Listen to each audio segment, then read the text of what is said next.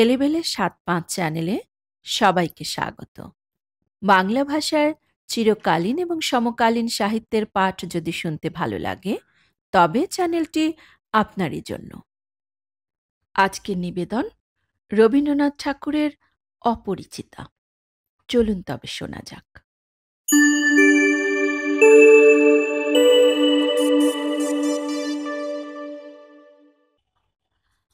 আজ আমার বয়স ২৭ মাত্র। এ জীবনটা না দৈর্ঘ্যের হিসাবে বড়, না গুণের হিসাবে। তবু ইহার একটু বিশেষ মূল্য আছে। ইহা সেই ফুলের মতো যাহার বুকের উপর ভ্রমর আসিয়া বসিয়াছিল, এবং সেই পদক্ষেপের ইতিহাস তাহার জীবনের মাঝখানে ফলের মতো গুটি ধরিয়া উঠিয়াছে। সেই ইতিহাসটুকু আকারে ছোট, তাহাকে ছোট করিয়াই লিখিব। ছোটকে যাহারা সামান্য বলিয়া ভুল করেন না, তাহারা ইহার রস বুঝিবেন। কলেজে যতগুলো পরীক্ষা পাশ করিবার সব আমি ঢুকাইয়াছি। ছেলেবেলায় আমার সুন্দর চেহারা লইয়া পণ্ডিত মশাই আমাকে শিমুল ফুল ও মাকাল ফলের সহিত তুলনা করিয়া বিদ্রূপ করিবার সুযোগ পাইয়াছিলেন। ইহাতে তখন বড় লজ্জা পাইতাম, কিন্তু বয়স হইয়া এ কথা ভাবিয়াছি। যদি জন্মান্তর থাকে, তবে আমার মুখে সুরূপ এবং পণ্ডিত মশাইদের মুখে বিদ্রূপ আবার যেন অমনি করিয়াই প্রকাশ পায়। আমার পিতা এককালে গরিব ছিলেন। ওকালতি করিয়া তিনি প্রচুর টাকা রোজগার করিয়াছেন। ভোগ করিবার সময় নিমেষ মাত্রও পান নাই।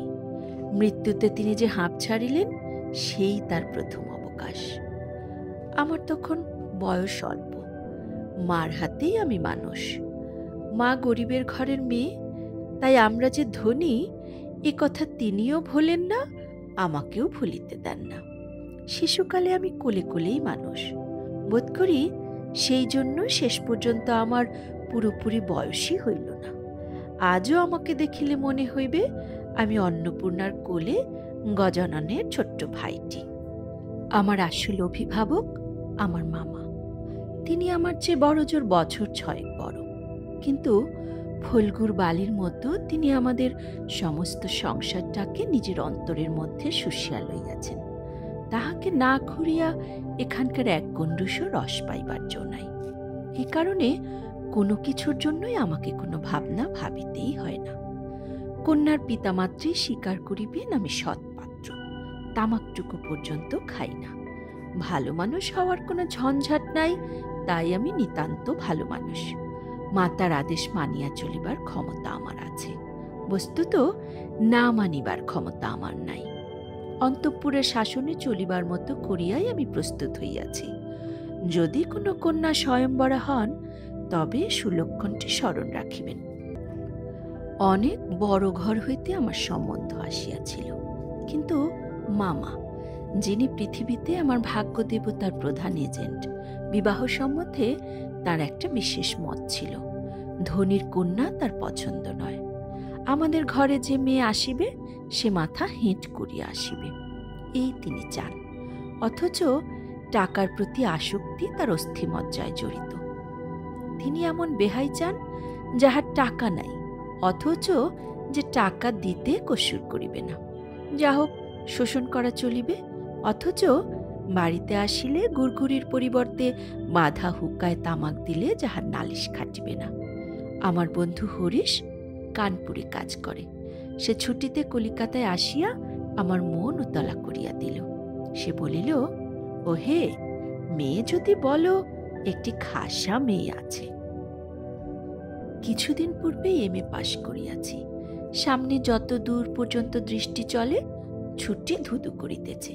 পরীক্ষা নাই, উমেদরি নাই, চাকরি নাই, নিজের বিষয় দেখিবার চিন্তাও নাই, শিক্ষাও নাই, ইচ্ছাও নাই।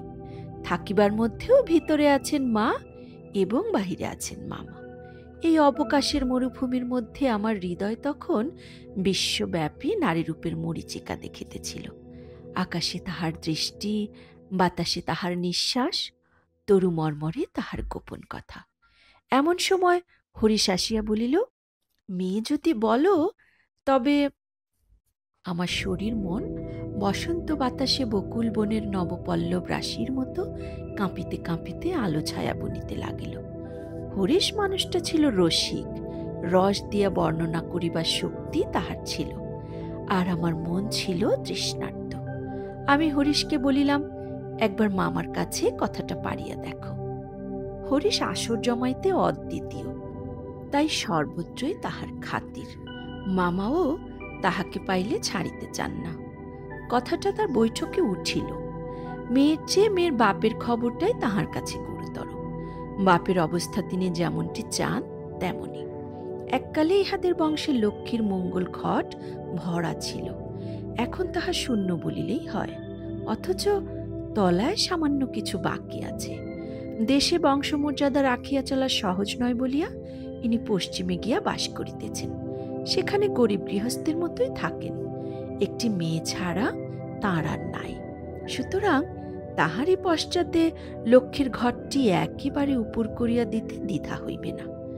এসব ভালো কথা, কিন্তু মেয়ের বয়স যে 15, তাই শুনিয়া মামার মন ভার হইল। বংশে তো কোনো দোষ নাই। না, দোষ নাই। বাপ কোথাও তার মেয়ের যোগ্য বর খুঁজিয়া পান না। এক তো বরের হাট মহার্ঘ, তাহার পরে ধনুক ভাঙা পণ। কাজেই বাপ কেবলই সবুর করিতেছেন, কিন্তু মেয়ের বয়স সবুর করিতেছে না। যাই হোক, হরিশের সরস রসনার গুণ আছে। মামার মন নরম হইল। বিবাহের ভূমিকা অংশটা নির্বিঘ্নে সমাধা হইয়া গেল। কলিকাতার বাহিরে বাকি যে পৃথিবীটা আছে, সমস্তটাকেই মামা আন্দামান দ্বীপের অন্তর্গত বলিয়া জানেন। জীবনে একবার বিশেষ কাজে তিনি কোন্নগর পর্যন্ত গিয়েছিলেন। কন্যাকে আশীর্বাদ করিবার জন্য যাহাকে পাঠানো হইল, সে আমাদের বিনু দাদা, আমার পিস্তুত ভাই। তাহার মতো রুচি এবং দক্ষতার পরে আমি 16 আনা নির্ভর করিতে পারি। বিনুদা ফিরিয়া আসিয়া বলিলেন, মন্দ নয় হে, খাঁটি সোনা বটে। বিনু দাদার ভাষাটা অত্যন্ত আঁট। যেখানে আমরা বলি চমৎকার, সেখানে তিনি বলেন চলনসই।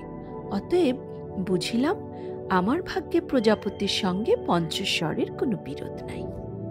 বলা বাহুল্য, বিবাহ উপলক্ষে কন্যাপক্ষকেই কলিকাতায় আসিতে হইল।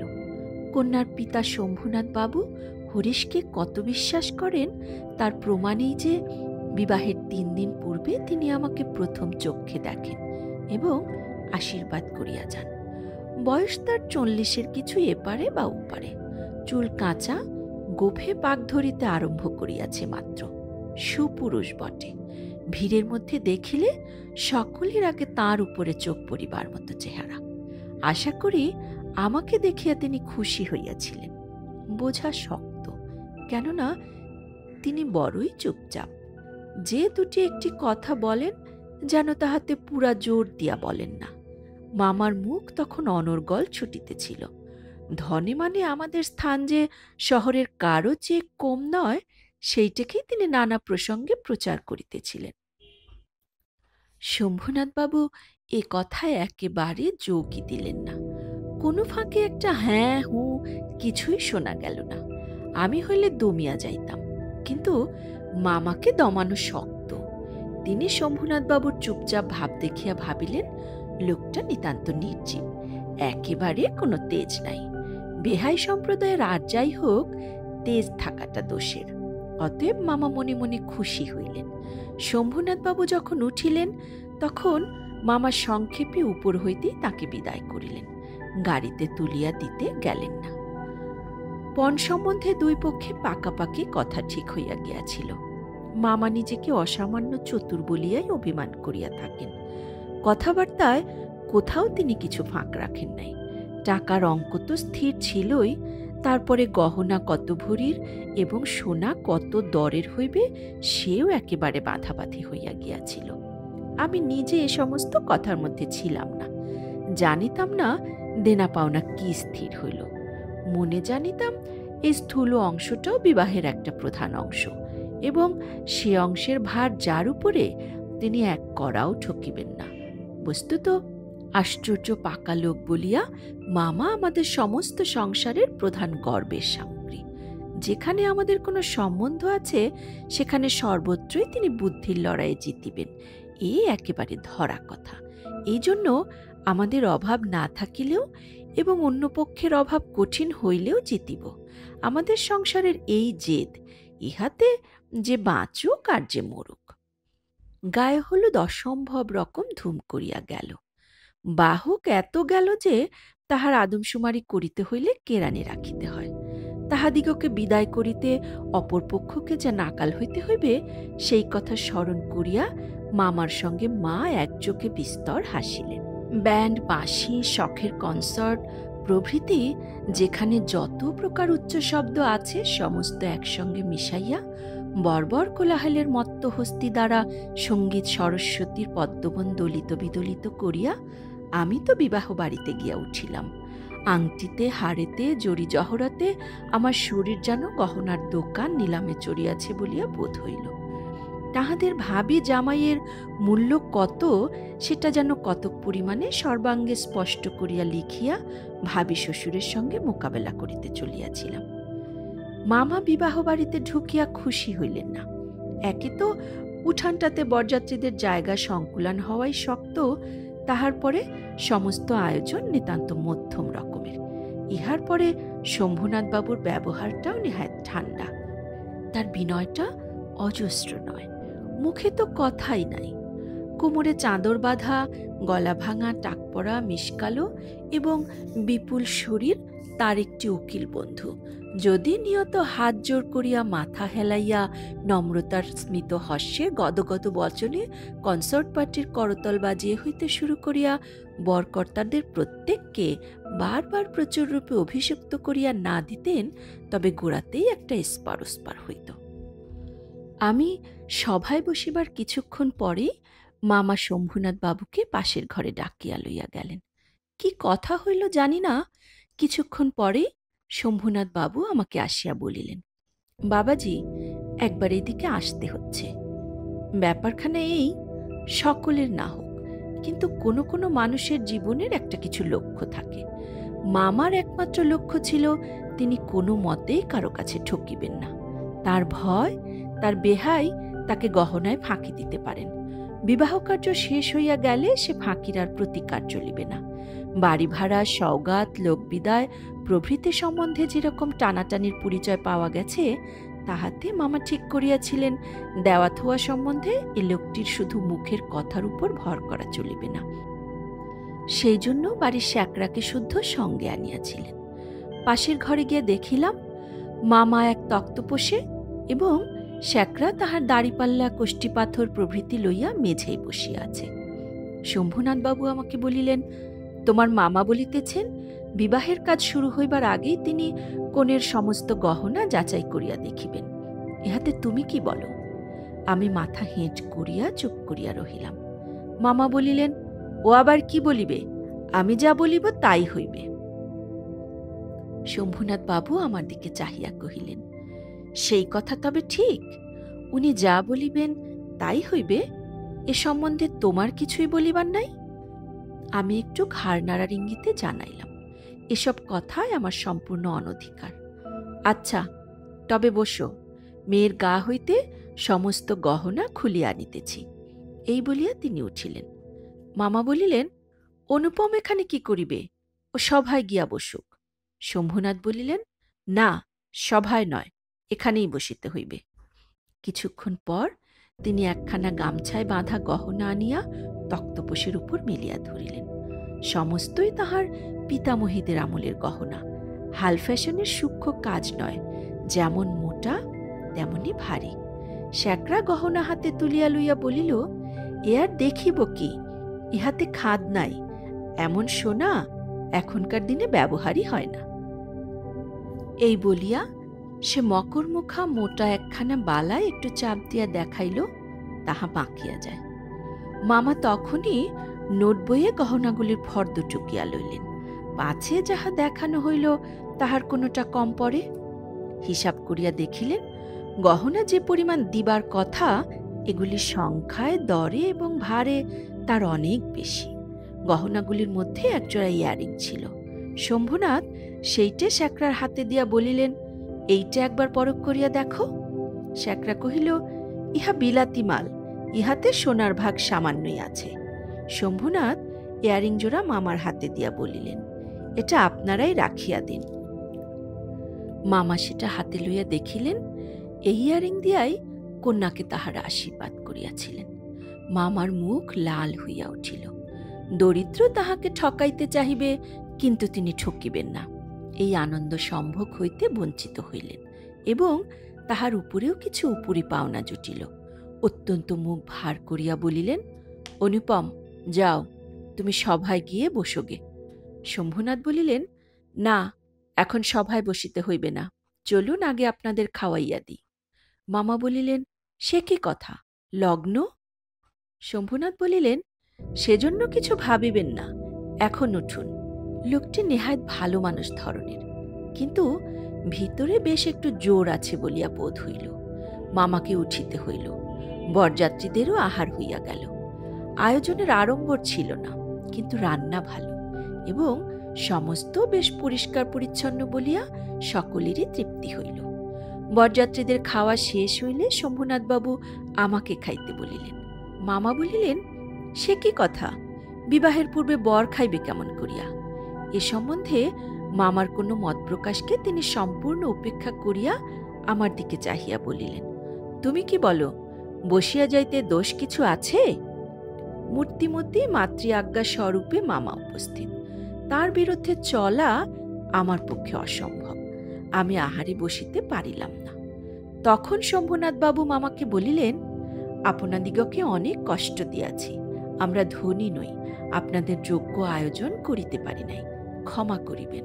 রাত হইয়া গেছে, আর আপনাদের কষ্ট বাড়াইতে ইচ্ছা করি না। এখন তবে? মামা বলিলেন, তা সভায় চলুন, আমরা তো প্রস্তুত আছি। শম্ভুনাথ বলিলেন, তবে আপনাদের গাড়ি বলিয়া দেই? মামা আশ্চর্য হইয়া বলিলেন, ঠাট্টা করিতেছেন নাকি? শম্ভুনাথ কহিলেন, ঠাট্টা তো আপনিই করিয়া সারিয়াছেন, ঠাট্টার সম্পর্কটাকে স্থায়ী করিবার ইচ্ছা আমার নাই। মামা দুই চোখ এত বড় করিয়া মেলিয়া অবাক হইয়া রহিলেন। শম্ভুনাথ কহিলেন, আমার কন্যার গহনা আমি চুরি করিব, এ কথা যারা মনে করে তাদের হাতে আমি কন্যা দিতে পারি না। আমাকে একটি কথা বলাও তিনি আবশ্যক বোধ করিলেন না, কারণ প্রমাণ হইয়া গেছে আমি কেহই নই। তারপরে যা হইল সে আমি বলিতে ইচ্ছা করি না। ঝাড় লণ্ঠন ভাঙিয়া চুরিয়া জিনিসপত্র লণ্ডভণ্ড করিয়া বরযাত্রের দল যজ্ঞের পালা সারিয়া বাহির হইয়া গেল। বাড়ি ফিরিবার সময় ব্যান্ড, রসনচকীয় কনসার্ট একসঙ্গে বাজিল না এবং অভ্রের ঝাড়গুলো আকাশের তারার উপর আপনাদের কর্তব্যের বরাত দিয়া কোথায় যে মহানির্বাণ লাভ করিল সন্ধান পাওয়া গেল না। বাড়ির সকলে তো রাগিয়া আগুন। কন্যার পিতার এত গুমর, কলিজে চারপোয়া হইয়া আসিল। সকলে বলিল, দেখি মেয়ের বিয়ে দেন কেমন করিয়া। কিন্তু মেয়ের বিয়ে হইবে না এ ভয় যার মনে নাই, তার শাস্তির উপায় কি? মস্ত বাংলাদেশের মধ্যে আমিই একমাত্র পুরুষ যাহাকে কন্যার বাপ বিবাহের আসর হইতে নিজে ফিরাইয়া দিয়াছে। এত বড় সৎপাত্রের কপালে এত বড় কলঙ্কের দাগ কোন দুষ্ট গ্রহ এত আলো জ্বালাইয়া বাজনা বাজাইয়া সমারোহ করিয়া আঁকিয়া দিল? বরযাত্রীরা এই বলিয়া কপাল চাপড়াইতে লাগিল যে বিবাহ হইল না, অথচ আমাদেরকে ফাঁকি দিয়া খাওয়াইয়া দিল।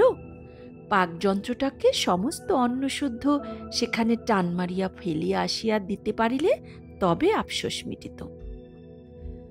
বিবাহের চুক্তিভঙ্গ ও মানহানির দাবিতে নালিশ করিব বলিয়া মামা অত্যন্ত গোল করিয়া বেড়াইতে লাগিলেন। হিতৈষীরা বুঝাইয়া দিল, তাহা হইলে তামাশার যেটুকু বাকি আছে তাহা পুরা হইবে। বলা বাহুল্য, আমিও খুব রাগিয়াছিলাম। কোন গতিকে শম্ভুনাথ বিষম জব্দ হইয়া আমাদের পায়ে ধরিয়া আসিয়া পড়েন, গোফের রেখায় তা দিতে দিতে এইটাই কেবল কামনা করিতে লাগিলাম। কিন্তু এই আক্রোশের কালো রঙের স্রোতের পাশাপাশি আর একটা স্রোত বহিতেছিল, যেটার রং একেবারেই কালো নয়। সমস্ত মন যে সেই অপরিচিতার পানে ছুটিয়া গিয়াছিল। এখনো যে তাহাকে কিছুতেই টানিয়া ফিরাইতে পারি না। দেয়ালটুকুর আড়ালে রহিয়া গেল গো। কপালে তার চন্দন আঁকা, গায়ে তার লাল শাড়ি, মুখে তার লজ্জার রক্তিমা। হৃদয়ের ভিতরে কি যে তা কেমন করিয়া বলিব। আমার কল্পলোকের কল্পলতাটি বসন্তের সমস্ত ফুলের ভার আমাকে নিবেদন করিয়া দিবার জন্য নত হইয়া পড়িয়াছিল। হাওয়া আসে, গন্ধ পাই, পাতার শব্দ শুনি, কেবল আর একটি মাত্র পা ফেলার অপেক্ষা। এমন সময়ে সেই এক পদক্ষেপের দূরত্বটুকু এক মুহূর্তে অসীম হইয়া উঠিল। এতদিন যে প্রতি সন্ধ্যায় আমি বিনুদাদার বাড়িতে গিয়া তাহাকে অস্থির করিয়া তুলিয়াছিলাম, বিনুদার বর্ণনার ভাষা অত্যন্ত সংকীর্ণ বলিয়াই তার প্রত্যেক কথাটি স্ফুলিঙ্গের মতো আমার মনের মাঝখানে আগুন জ্বালিয়া দিয়াছিল। বুঝিয়াছিলাম মেয়েটির রূপ বড় আশ্চর্য, কিন্তু না দেখিলাম তাহাকে চোখে, না দেখিলাম তাহার ছবি। সমস্তই অস্পষ্ট হইয়া রহিল। বাহিরত সে ধরা দিলই না, তাহাকে মনের মধ্যেও আনিতে পারিলাম না। এই জন্য মন সেদিনকার সেই বিবাহ সভার দেয়ালটার বাহিরে ভূতের মতো দীর্ঘ নিঃশ্বাস ফেলিয়া বেড়াইতে লাগিল। হরিশের কাছে শুনিয়াছি মেয়েটিকে আমার ফটোগ্রাফ দেখানো হইয়াছিল। পছন্দ করিয়াছে বইকি, না করিবার তো কোনো কারণ নাই। আমার মন বলে সে ছবি তার কোনো একটি বাক্সের মধ্যে লুকানো আছে। একলা ঘরে দরজা বন্ধ করিয়া একদিন নিরালা দুপুরবেলায় সে কি সেটি খুলিয়া দেখে না? যখন ঝুঁকিয়া পড়িয়া দেখে, তখন ছবিটির উপরে কি তার মুখের দুই ধার দিয়া এলোচুল আসিয়া পড়ে না? হঠাৎ বাহিরে কারো পায়ের শব্দ পাইলে সে কি তাড়াতাড়ি তার সুগন্ধ আঁচলের মধ্যে ছবিটিকে লুকাইয়া ফেলে না? দিন যায়, একটা বৎসর গেল।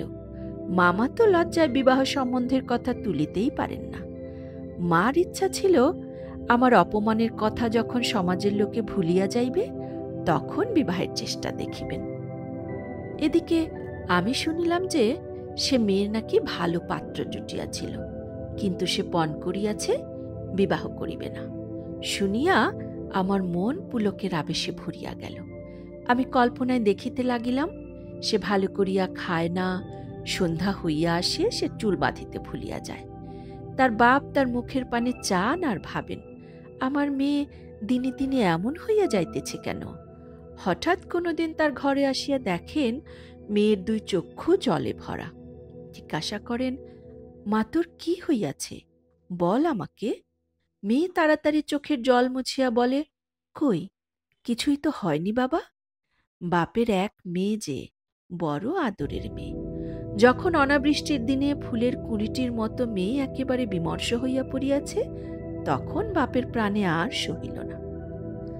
তখন অভিমান ভাসাইয়া তিনি ছুটিয়া আসিলেন আমাদের দ্বারে। তারপরে মনের মধ্যে সেই যে কালো রঙের ধারাটা বহিতেছে, সে যেন কালো সাপের মতো রূপ ধরিয়া ফোঁস করিয়া উঠিল। সে বলিল, বেশ তো, আর একবার বিবাহের আসর সাজানো হোক, আলো জ্বলুক, দেশ বিদেশের লোকের নিমন্ত্রণ হোক, তারপরে তুমি বরের টোপর পায়ে দলিয়া দলবল লইয়া সভা ছাড়িয়া চলিয়া আইসো। কিন্তু যে ধারাটি চোখের জলের মতো শুভ্র, সে রাজহংসের রূপ ধরিয়া বলিল, যেমন করিয়া আমি একদিন দময়ন্তীর পুষ্পবনে গিয়াছিলাম, তেমনি করিয়া আমাকে একবার উড়িয়া যাইতে দাও। আমি বিরহিণীর কানে কানে একবার সুখের খবরটা দিয়া আসি গে। তারপরে দুঃখের রাত পোহাইল, নববর্ষার জল পড়িল, ম্লান ফুলটি মুখ তুলিল। এবারে সে দেয়ালটার বাহিরে রহিল সমস্ত পৃথিবীর আর সবাই, আর ভিতরে প্রবেশ করিল একটি মাত্র মানুষ। তারপরে আমার কথাটি ফুরাল, কিন্তু কথা এমন করিয়া ফুরাইল না। যেখানে আসিয়া তাহা অফুরান হইয়াছে, সেখানকার বিবরণ একটুখানি বলিয়া আমারে লেখা শেষ করিয়া দিই। মাকে লইয়া তীর্থে চলিয়াছিলাম। আমার উপরেই তার ভার ছিল, কারণ মামা এবারেও হাবড়ার পুল পার হন নাই। রেলগাড়িতে ঘুমাইতেছিলাম। ঝাঁকানি খাইতে খাইতে মাথার মধ্যে নানা প্রকার এলোমেলো স্বপ্নের ঝুমঝুমি বাজিতেছিল। হঠাৎ একটা কোনো স্টেশনে জাগিয়া উঠিলাম। আলোতে অন্ধকার মেশা সেও এক স্বপ্ন। কেবল আকাশের তারাগুলি চিরপরিচিত, আর সবই অজানা অস্পষ্ট। স্টেশনের দ্বীপ কয়টা খাড়া হইয়া দাঁড়াইয়া আলো ধরিয়া এই পৃথিবীটা যে কত অচেনা এবং যাহা চারদিকে তাহা যে কতই বহু দূরে, তাহাই দেখাইয়া দিতেছে। গাড়ির মধ্যে মা ঘুমাইতেছেন। আলোর নিচে সবুজ পর্দা টানা তোরঙ্গ বাক্স জিনিসপত্র সমস্তই কে কার ঘাড়ে এলোমেলো হইয়া রহিয়াছে। তাহারা যেন স্বপ্নলোকের উলটপালট আসবাব।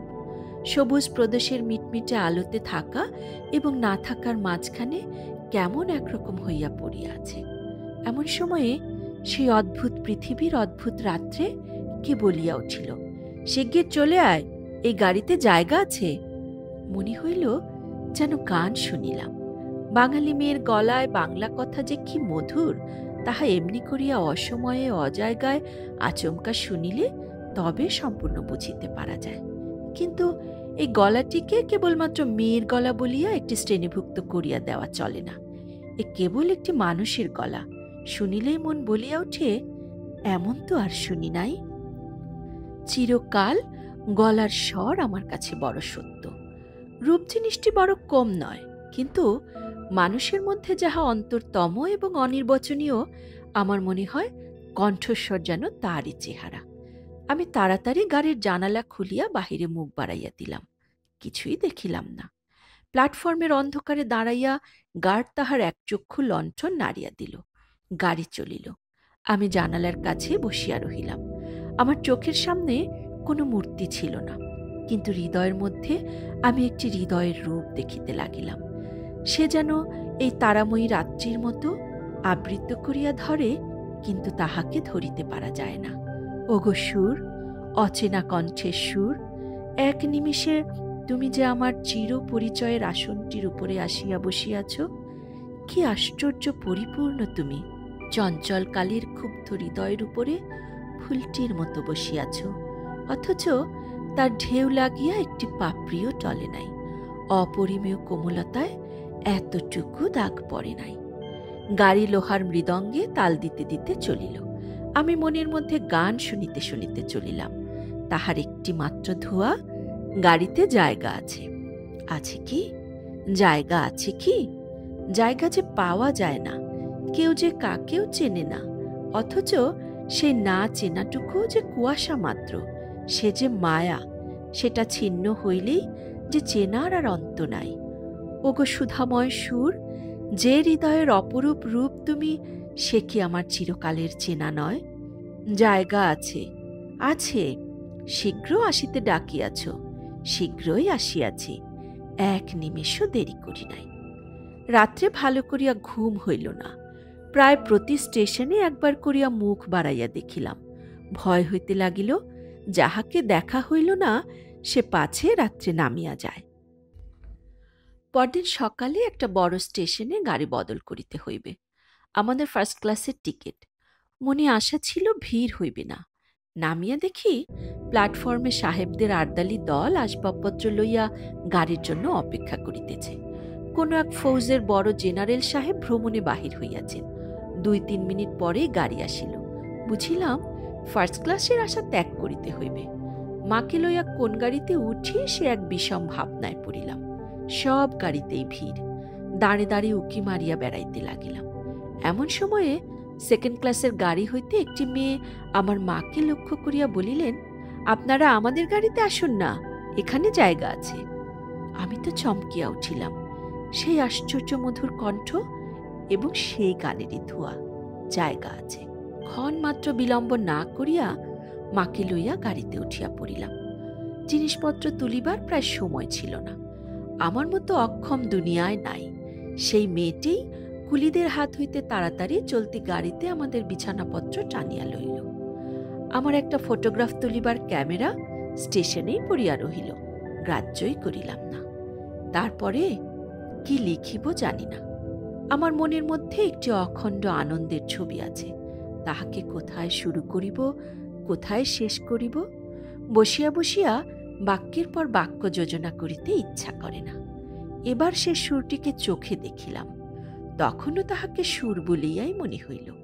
মায়ের মুখের দিকে চাহিলাম, দেখিলাম তাঁর চোখে পলক পড়িতেছে না। মেয়েটির বয়স 16 কি 17 হইবে, কিন্তু নবযৌবন ইহার দেহে মনে কোথাও যেন একটুও ভার চাপাইয়া দেয় নাই। ইহার গতি সহজ, দীপ্তি নির্মল, সৌন্দর্যের সুচিতা অপূর্ব। ইহার কোনো জায়গায় কিছু জরিমা নাই। আমি দেখিতেছি বিস্তারিত করিয়া কিছু বলা আমার পক্ষে অসম্ভব। এমনকি সে যে কি রঙের কাপড় কেমন করিয়া পরিয়াছিল তাহাও ঠিক করিয়া বলিতে পারিব না। এটা খুব সত্য যে তার বেশভূষায় এমন কিছুই ছিল না যেটা তাহাকে ছাড়াইয়া বিশেষ করিয়া চোখে পড়িতে পারে। সে নিজের চারিদিকে সকলের চেয়ে অধিক রজনীগন্ধার শুভ্র মঞ্জুরির মতো সরল বৃন্তটির উপরে দাঁড়াইয়া। যে গাছে ফুটিয়াছে সে গাছকে সে একেবারে অতিক্রম করিয়া উঠিয়াছে। সঙ্গে 2-3টি ছোট ছোট মেয়ে ছিল। তাহাদিগকে লইয়া তাহার হাসি এবং কথার আর অন্ত ছিল না। আমি হাতে একখানা বই লইয়া সেদিকে কান পাতিয়া রাখিয়াছিলাম। যেটুকু কানে আসিতেছিল সে তো সমস্তই ছেলে মানুষদের সঙ্গে ছেলে মানুষই কথা। তাহার বিশেষত্ব এই যে তাহার মধ্যে বয়সের তফাৎ কিছুমাত্র ছিল না। ছোটদের সঙ্গে সে অনায়াসে এবং আনন্দে ছোট হইয়া গিয়াছিল। সঙ্গে কতকগুলি ছবিওয়ালা ছেলেদের গল্পের বই, তাহারই কোনো একটা বিশেষ গল্প শোনাইবার জন্য মেয়েরা তাহাকে ধরিয়া পড়িল। এ গল্প নিশ্চয় তারা 20-25 বার শুনিয়াছে। মেয়েদের কেন যে এত আগ্রহ তাহা বুঝিলাম। সেই সুধা কণ্ঠে সোনার কাঠিতে সকল কথা যে শোনা হইয়া ওঠে। মেয়েটির সমস্ত শরীর মন যে একেবারে প্রাণে ভরা।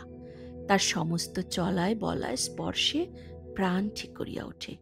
তাই মেয়েরা যখন তার মুখে গল্প শোনে তখন গল্প নয়, তাহাকেই শোনে। তাহাদের হৃদয়ের উপর প্রাণের ঝর্ণা ঝরিয়া পড়ে। তার সেই উদ্ভাসিত প্রাণ আমার সেদিনকার সমস্ত সূর্যকিরণকে সজীব করিয়া তুলিল। আমার মনে হইল আমাকে যে প্রকৃতি তাহার আকাশ দিয়া বেষ্টন করিয়াছে সে ওই তরুণেরই অক্লান্ত অম্লান প্রাণের বিশ্বব্যাপী বিস্তার। পরের স্টেশনে পৌঁছিতেই খাবারওয়ালাকে ডাকিয়া সে খুব খানিকটা চানামুট কিনিয়া লইল এবং মেয়েদের সঙ্গে মিলিয়া নিতান্ত ছেলে মানুষের মতো করিয়া কলহাস্য করিতে করিতে অসংকোচে খাইতে লাগিল। আমার প্রকৃতি যে জাল দিয়া বেড়া। আমি কেন বেশ সহজে হাসি মুখে মেয়েটির কাছে এই চানা এক মুঠা চাহিয়া লইতে পারিলাম না? হাত বাড়াইয়া দিয়া কেন আমার লোভ স্বীকার করিলাম না? মা ভালো লাগা এবং মন্দ লাগার মধ্যে দোমনা হইয়াছিলেন। গাড়িতে আমি পুরুষ মানুষ, তবু ইহার কিছু মাত্র সংকোচ নাই। বিশেষত এমন লোভীর মতো খাইতেছে, সেটা ঠিক তার পছন্দ হইতেছিল না। অথচ ইহাকে বেহায়া বলিয়াও তাহার ভ্রম হয় নাই। তার মনে হইল এ মেয়ের বয়স হইয়াছে, কিন্তু শিক্ষা হয় নাই। মা হঠাৎ কারো সঙ্গে আলাপ করিতে পারেন না। মানুষের সঙ্গে দূরে দূরে থাকাই তার অভ্যেস। এই মেয়েটির পরিচয় লইতে তার খুব ইচ্ছা, কিন্তু স্বাভাবিক বাধা কাটাইয়া উঠিতে পারিতেছিলেন না। এমন সময়ে গাড়ি একটা বড় স্টেশনে আসিয়া থামিল। সেই জেনারেল সাহেবের একদল অনুষঙ্গী এই স্টেশন হইতে উঠিবার উদ্যোগ করিতেছে। গাড়িতে কোথাও জায়গা নাই। বারবার আমাদের গাড়ির সামনে দিয়া তারা ঘুরিয়া গেল। মা তো ভয়ে আড়ষ্ট। আমিও মনের মধ্যে শান্তি পাইতেছিলাম না। গাড়ি ছাড়িবার অল্পকাল পূর্বে একজন দেশি রেলওয়ে কর্মচারী নাম লেখা 2খানা টিকিট গাড়ির 2 বেঞ্চের শিওরের কাছে লটকাইয়া দিয়া আমাকে বলিল, এ গাড়ির এই 2 বেঞ্চ আগে হইতেই 2 সাহেব রিজার্ভ করিয়াছেন, আপনাদিগকে অন্য গাড়িতে যাইতে হইবে। আমি তো তাড়াতাড়ি ব্যস্ত হইয়া দাঁড়াইয়া উঠিলাম। মেয়েটি হিন্দিতে বলিল, না, আমরা গাড়ি ছাড়িব না। সে লোকটি রোখ করিয়া বলিল, না ছাড়িয়া উপায় নাই। কিন্তু মেয়েটির চলিষ্ণুতার কোনো লক্ষণ না দেখিয়া সে নামিয়া গিয়া ইংরেজ স্টেশন মাস্টারকে ডাকিয়া আনিল। সে আসিয়া আমাকে বলিল, আমি দুঃখিত, কিন্তু শুনিয়া আমি কুলি কুলি করিয়া ডাক ছাড়িতে লাগিলাম। মেয়েটি উঠিয়া 2 চক্ষে অগ্নিবর্ষণ করিয়া বলিল, না, আপনি যাইতে পারিবেন না, যেমন আছেন বসিয়া থাকুন। বলিয়া সে দাঁড়ের কাছে দাঁড়াইয়া স্টেশন মাস্টারকে ইংরেজি ভাষায় বলিল, এ গাড়ি আগে হইতে রিজার্ভ করা, এ কথা মিথ্যা কথা বলিয়া নাম লেখা টিকিটটি খুলিয়া প্ল্যাটফর্মে ছুঁড়িয়া ফেলিয়া দিল। ইতিমধ্যে আর্দালি সমেত ইউনিফর্ম পরা সাহেব দ্বারের কাছে আসিয়া দাঁড়াইয়াছে। গাড়িতে এসে তার আসবাব উঠাইবার জন্য আর্দালিকে প্রথমে ইশারা করিয়াছিল। তাহার পর মেয়েটির মুখে তাকাইয়া তার কথা শুনিয়া ভাব দেখিয়া স্টেশন মাস্টারকে একটু স্পর্শ করিল এবং তাহাকে আড়ালে লইয়া গিয়া কি কথা হইল জানি না। দেখা গেল গাড়ি ছাড়িবার সময় অতীত হইলেও আর একটা গাড়ি জুড়িয়া তবে ট্রেন ছাড়িল। মেয়েটি তার দলবল লইয়া আবার এক পত্তন চানামুট খাইতে শুরু করিল, আর আমি লজ্জায় জানালার বাহিরে মুখ বাড়াইয়া প্রকৃতির শোভা দেখিতে লাগিলাম। কানপুরে গাড়ি আসিয়া থামিল। মেয়েটি জিনিসপত্র বাঁধিয়া প্রস্তুত। স্টেশনে একটু হিন্দুস্থানি চাকর ছুটিয়া আসিয়া ইহাদিগকে নামাইবার উদ্যোগ করিতে লাগিল। মা তখন আর থাকিতে পারিলেন না, জিজ্ঞাসা করিলেন, তোমার নাম কি মা? মেয়েটি বলিল, আমার নাম কল্যাণী। শুনিয়া মা এবং আমি দুজনেই চমকিয়া উঠিলাম। তোমার বাবা?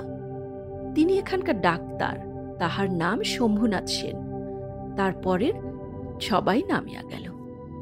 মামার নিষেধ অমান্য করিয়া মাতৃ আজ্ঞা ঠেলিয়া তারপরে আমি কানপুরে আসিয়াছি।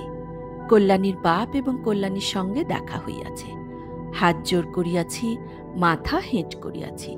শম্ভুনাথবাবুর হৃদয় গলিয়াছে। কল্যাণী বলে, আমি বিবাহ করিব না। আমি জিজ্ঞাসা করিলাম, কেন? সে বলিল, মাতৃ আজ্ঞা। কি সর্বনাশ! এ পক্ষেও মাতুল আছে নাকি? তারপরে বুঝিলাম মাতৃভূমি আছে। সেই বিবাহ ভাঙার পর হইতে কল্যাণী মেয়েদের শিক্ষার ব্রত গ্রহণ করিয়াছে। কিন্তু আমি আশা ছাড়িতে পারিলাম না।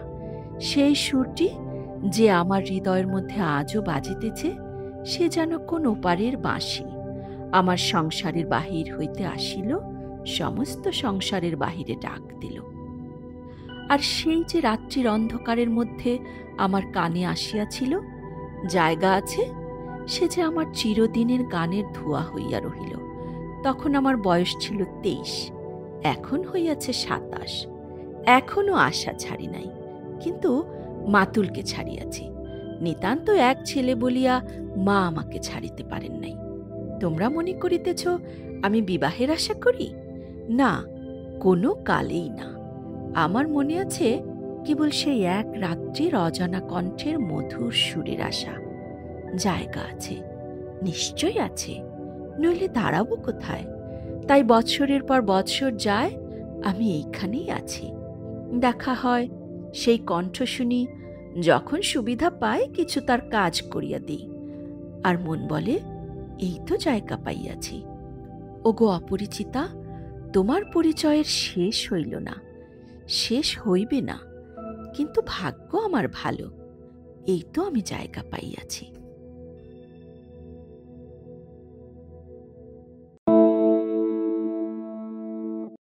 আজ এ পর্যন্তই। কথা হবে আগামী পর্বে।